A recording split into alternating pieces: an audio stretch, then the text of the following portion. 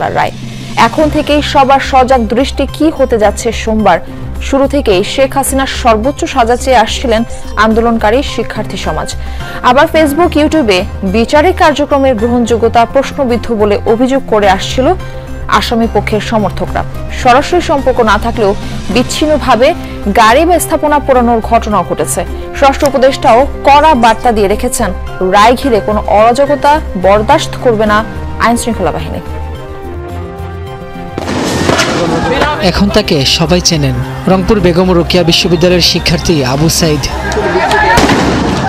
বন্দুকের নলের সামনে বুক পেতে দাঁড়িয়ে থাকা আবু সাইদ হয়ে ওঠেন জুলাই আন্দোলনের প্রতীক। সেদিন গুলিবিদ্ধ হওয়ার আগে হয়তো তিনিও ভাবেননি রাষ্ট্রের টাকায় কেনা বুলেট বিদ্ধ করবে শরীর, কেড়ে নেবে প্রাণ। শেখ হাসিনা সহ ৩ জনের বিরুদ্ধে মানবতা বিরোধী অপরাধের মামলায় তৃতীয় অভিযোগটি শিক্ষার্থী আবু সাইদ হত্যার ঘটনায়। প্রসিকিউশন বলছে, আবু সাইদকে হত্যার পর কয়েক দফায় পরিবর্তন করা হয় পোস্টমর্টেম রিপোর্ট। ধামাচাপা দেওয়ার চেষ্টা করা হয় ঘটনাটি, তবে ভিডিও ফুটেজ থাকায় তা ছড়িয়ে পড়ে সর্বত্র। তাদের মতো করে একটা রিপোর্ট দিতে বাধ্য হয়েছিল। আশুলিয়ায় আন্দোলনকারী ৬ জনকে গুলি করে হত্যার পর মরদেহ পুড়িয়ে দেওয়া হয় আগুনে।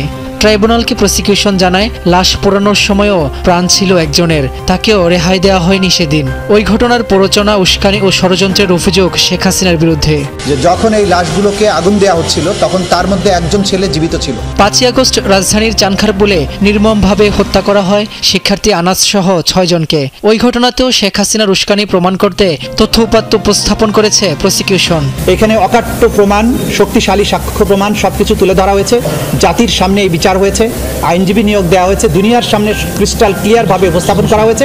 রাজসাক্ষী হয়ে জুলাই হত্যাকাণ্ডে শেখ হাসিনার নির্দেশ আর উস্কানির বর্ণনা দিয়েছেন মামলার আরেক আসামি, ঘটনার সময়কার পুলিশের আইজি চৌধুরী আবদুল্লাহ আল মামুন। যদিও রাষ্ট্রনিযুক্ত আইনজীবীর দাবি, নিজেকে বাঁচাতে শেখ হাসিনার উপর দায় চাপাচ্ছেন মামুন। আমি মনে করি সে নিজেকে বাঁচার জন্য, নিজেকে সেফ থাকার জন্য, নিজের দোষ ঢাকার জন্য অন্যের উপরে দায় দিয়ে এই 162টা করেছেন। এই মামলায় সাক্ষ্য দিয়েছেন 54 জন।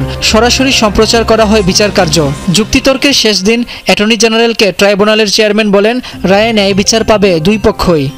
এমন একটি ন্যায় বিচার প্রতিষ্ঠা করা দরকার